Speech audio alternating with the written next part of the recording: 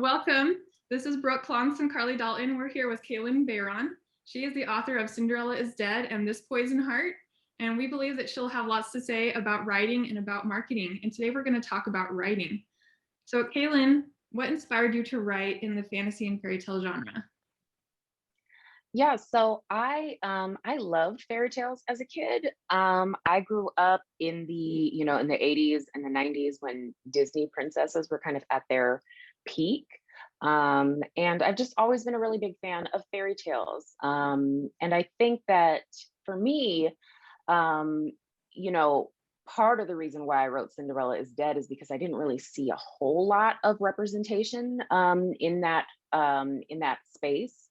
And so I really wanted to write a book that centered a queer Black girl and still have that kind of princess Disney kind of feel, but with the kind of darker elements that you find in fairy tales. Like if you're going back and looking at fairy tales, the Brothers Grimm and even earlier versions of Cinderella, they're pretty dark and they have kind of a creepier kind of atmosphere to them. And so I really wanted to try and encapsulate that, but I wanted to center a queer Black girl in my work. So it's really kind of a combination of having this nostalgia for this genre, but seeing a really clear lack of representation there and just kind of wanting to do something about it. Mm-hmm. And you nailed it. I love this book. And it's funny because I am not huge into fairy tales. But I'm like, okay, I'll give it a try. And oh my God, like I was flipping through. The first time I sat down with it, I was already 100 pages in. I just stop. It's so good. I highly recommend it. If you haven't already read it, absolutely give it a try. It's fantastic. It's very good. Oh my goodness. Thank you so much. I love reimagined fairy tales, and I'll be the first to admit it. So I love retellings, like specifically fairy tale retellings, which I think is why Wicked is my favorite musical. And it's, the Wizard of Oz from the Wicked Witch's point of view. And I just love that so much. Yeah. It's really good. Such a creative twist on it. Like I've seen other retells of Cinderella, but like your creative twist on it is just, you have got some creative mind going up on it. I think my favorite was when you said, like who names their son Prince Charming? I was like, I've never thought about that. I actually laughed out loud at that part too. I was like, okay. Yeah, the Princess movie came out. That name did not stick. Nobody ever called their sons Prince Charming or Charming. I would never name my son Charming. No. So what has been like the most challenging aspect in writing fairy tales? Because obviously there's people who, have their own love for the Cinderella story. So I don't know, like what's been the most challenging aspect as far as doing a retelling of a fairy tale? I think just in general, writing, fairy tales and keeping them grounded is a challenge because, obviously we're dealing with magic systems and, magical kind of elements, but we don't, it can be hard to keep that kind of thing grounded in a place where the reader doesn't feel like they have to suspend belief for too long. And I really, there are stories that do that and do it really well. I just really like fairy tales that have that kind of grounded element where you feel like it could almost be a real thing that's actually going on. And so, I think just I like to write that kind of fantasy. And I think that it comes down to the human connection, so that no matter what's really going on, what kind of magic is happening or what kind of setting it's in, if you can connect to the characters, and if you are invested in what happens to them, I think it's a little easier for the reader to kind of say, okay, well, there's magic, somebody's getting turned into, a mouse or whatever over here, but I really care about these characters. I want to know what happens next. And it keeps it grounded, keeps it moving. Mm-hmm. What would you say is the best way to make somebody care about your character? Oh man, you have to know your characters. I know that sounds kind of cliche, but so for me, when I'm drafting, it usually takes me a full, very messy, rough draft to really understand my characters. And then I go back to the beginning and revise with these things in mind, I also work really hard in character creation just to, like I have a spreadsheet. I use Scrivener, and I use a whole section. I have a whole folder with character profiles, and I kind of sit down and okay, this is Sophia. This is how old she is. This is what she likes. This is what she hates. This is what she's scared of. This is what she wants. It's really about knowing your characters. And if you know them and you can kind of put that on the page, I think it really makes people feel like they're real human beings and they can connect to them. Whether they love them or hate them, that's who's to say. But the main thing is that you can understand, you can empathize, you can connect. And I think that's really important. Yeah. Mm-hmm. Well, have you seen an impact? And you talked about you wanted to feature someone that's LGBTQ or queer and Black. Like, have you seen a huge impact on the community? Definitely. I, especially for those readers with intersectional marginalized identities, I have so many people that reach out to me, emails and DMs just saying like, I saw myself for the first time in your book, or, that it helped me come out to my family. It really, it's storytelling is so powerful. Like it has the ability to reach people at all different places in their lives and along all these, points on their individual journey. And so it really has been amazing. And I also see a lot of Cinderella's Dead and This Poison Heart on TikTok, which is fabulous because I'm not great at TikTok. I think I have like 2 videos on there and everything, but I do scroll. I do go through and watch. So that's always fun. And the bookish community has been so supportive. So it feels like the book has kind of made a mark, and that's really important to me. That's really special to me because you never know. You write these books and you put them out in the world and you just don't know how they're going to be received. So seeing readers and booksellers and booktubers and people from podcasts and TikTok, seeing everybody kind of embrace it has been just really kind of wonderful and surreal. That's really a rewarding thing for a writer, I would say, is having that, like bringing comfort or bringing any kind of positivity to a reader's life. Yeah. Creating that connection. Yeah, for sure. That's really cool. Like, what advice would you have for people who want to write diverse characters? So I think that for marginalized creators, the only advice I really have is to write your stories, tell them the way that you want to tell them, because there is room for you and your stories. I know that there's, publishing, just like any other industry, has issues that it's working on. There's systemic racism, there's homophobia, there's xenophobia. It's there are all of these things that exist in this space, but your stories are needed and there are readers who are waiting for them, which I found out when I wrote Cinderella Is Dead and I put this book out, and I was worried that there wasn't going to be, because the narrative is that there's not an audience for these types of stories, but there is, and they're out there and they're waiting, and so tell your story the way that you want to tell it. But marginalized creators have been excluded because of racism, because of homophobia, because of xenophobia. We should really be the ones telling our stories when it comes to conveying what we think, what we feel, that kind of inner, struggle. And so I think it's important not to jump in front of us because we are just now getting our foot in the door. It has not been easy. And visibility does not always translate to equity. So, I think we all want to be inclusive when we're writing stories, but, I think it's important to not view adding marginalized characters to your work as a trend. It's real life, it's serious. It's a big undertaking and it requires a lot of care and concern. And marginalized communities are not a monolith. It's not like you can get an okay from one Black queer person and it's okay with every other queer Black person. So it requires a lot of thought and preparation if you don't share those marginalized intersectional identities. So I would just say you can absolutely write whatever you want to write. Nobody's going to tell you, you can do whatever you want to do. Just understand the kind of weight that that comes with, and the responsibility of it. It's important. Mm-hmm. So would you recommend like getting beta readers that are more diverse?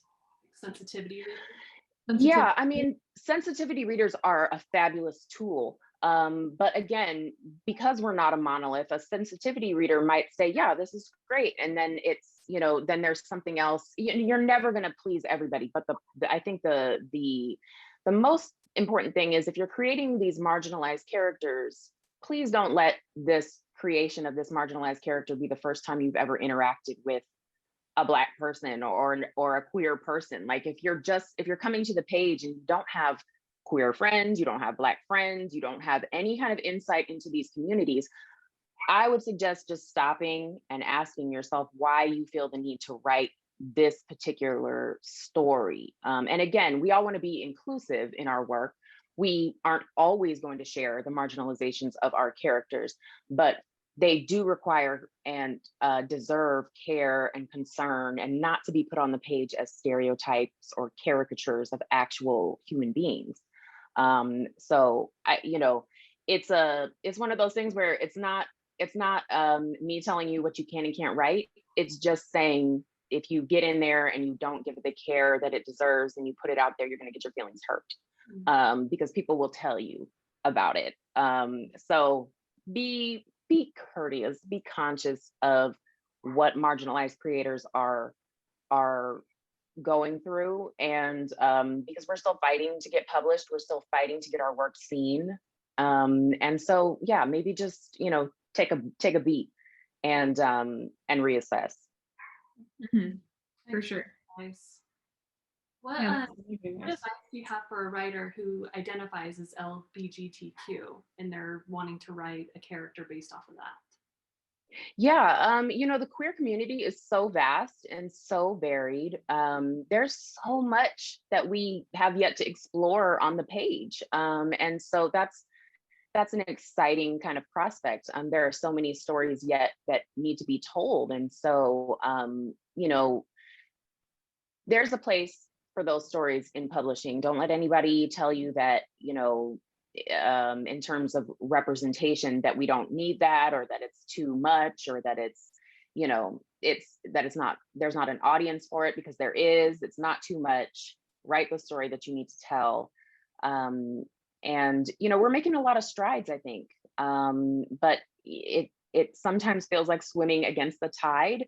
I'm not gonna lie, it's rough, but it's worth it, because at the end of the day, when you get to kind of see your book out there, and the readers reach out to you and they tell you what your story means to them, and they really feel seen by the work, there's no feeling in the world like it. That is my motivation for continuing to do what I do. So I'm encouraged by that. So I would say, if you're part of the LGBTQIA+ community, tell your stories and tell them the way you want to tell them. There's a place for them. Mm-hmm. Cool. It says on your Google bio that you're also an autism advocate. Has that influenced your writing in any way? Or have you written any autistic characters, or any plans to? Yeah, so my youngest daughter is autistic, and I have an outside view of what she experiences and what she goes through. And just because my child is autistic, doesn't mean that I understand what it's like to be her. My job, I think, as an ally for two autistic people, is to shut up and listen. It's to learn to do better through my own actions, and prove it. It's not my job to speak for the autistic community. I think it's my responsibility to talk to other people who are not autistic and make sure that they're listening and learning and actually doing better, not just the lip service. There is a thriving community of actually autistic creators, who don't need anyone to speak for them. They do, however, need people to listen, and to practice empathy. And they do need people to educate themselves and kind of abolish talk of a cure, stop supporting organizations that don't include autistic people in positions of authority. That's what they need from us. I always want to be inclusive in my work, but I will never I don't feel like it's ever my place to write a book that talks about what it's like to be autistic. Autistic creators are making these stories. They're out there and they're not getting the support that they need.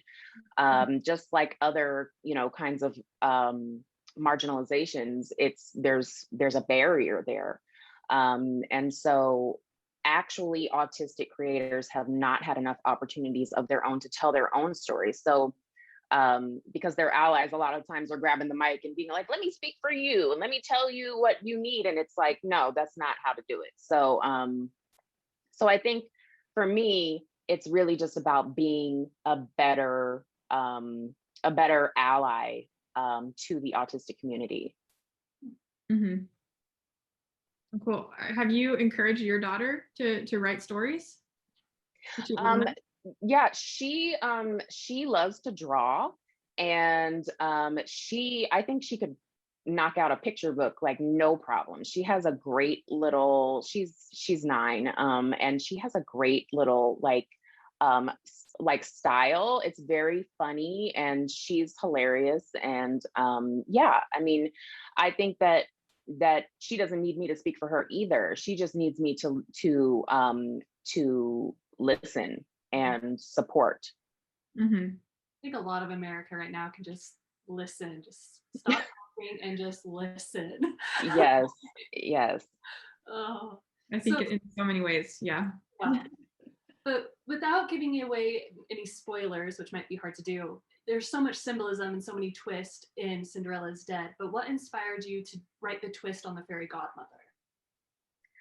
Ooh, yeah. So yeah, Amina, so I've always thought that she was highly suspect. Like even in the Disney version, she helps Cinderella, but it's kind of, for me, it was kind of like, well, where have you been? Like you're just now showing up, and it's been really like Cinderella's been living a rough life, and you just kind of pop up out of nowhere, and like you can turn mice into men, that you can't do something about my stepmom. Like, can we, so she's always been kind of this person that I'm like, well, I have questions about her. And so when I reimagined her, I really saw her as a woman who had to be deeply flawed, especially, when it comes to her interactions with Cinderella, and then later her actions with other characters. I didn't just want her to be someone who had the appearance of, doing something bad and kind of feeling bad about it. I wanted to explore that maybe she did do some things that were actually awful and terrible, and maybe she even was okay with it at the time. And that kind of redemption for her would require some kind of drastic action, and might not mean that she's forgiven in the end. And so it's morally gray characters are so good because you just never really know whose side they're on, and they're a great kind of narrative device for kind of exploring duality and duplicity. So she was one of my most favorite characters to write besides Constance. And so yeah, so I think that she's got a smart mouth, and she has an attitude, and she like lives in the woods, and my kids are like, hey mom, is that you? Like, is that your character out there? And I'm like, you know what, hush. So yeah, but I love her. I love her character. Yeah. Constance is awesome too. Oh yeah. She definitely like can carry the whole book throughout. She's so yeah. She's a great character. I think Amina though is my favorite. I love morally gray characters. I love them so much. Yeah, same. But I love that even at the end of the book, I'm still like, I don't know. Yeah. What advice or tips do you have for writers wanting to write morally gray characters? Gosh, I think that they're so fun, and really you don't have to have this kind of binary view of good and evil. I think it's much more exciting to kind of go in the middle and see that people are usually not just one thing. They're usually not just good or bad. And what looks bad to one person maybe looks like I'm doing the best I can to somebody else, or, you know, it's really about perspective. So Mhm. I think if you're writing morally gray characters, that's push push the envelope a little. Like, don't worry about, you know, in the end, is this going to be completely resolved? Are we going to be able to categorize this character as good or bad? They can be gray and they can kind of stay that way. And I think it's fun to really explore both sides of it, because I think that's a very kind of human thing to feel, is this kind of um, you know, this kind of duality that a lot of people have. And so I think it's fun, and I think that there's a lot of room to push there. So yeah, do that. Definitely explore that, because that's a lot of fun to write. Perfect. Mhm. I think we got time for one more question, Brooke. Ooh, I don't know. I'll talk about Amina all day. I love morally gray characters. Like what I love though about morally gray characters is it's really easy to make them really rounded out. Like and I feel like that's a problem that I see in a lot of writers writing. They don't necessarily think about the whole character arc, the whole personality of their character. Have like a lot of times they're either like super amazing or they're just terrible. They're just like worse than Voldemort. You know, and like what advice would you give to somebody when they're outlining their characters to round them out well enough that they feel real?